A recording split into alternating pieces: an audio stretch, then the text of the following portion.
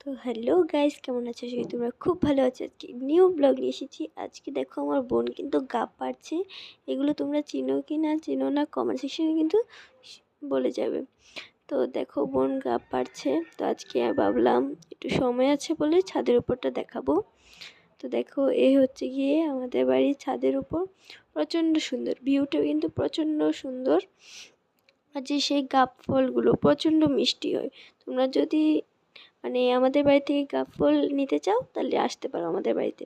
আজকে কিছু ফুল বাগেরা দেখাবো। তো চলো, প্রথম হচ্ছে কি জবা ফুলটা এতটা সুন্দর, ঘাস পাতা বলে দেখা যাচ্ছে না ভালো করে।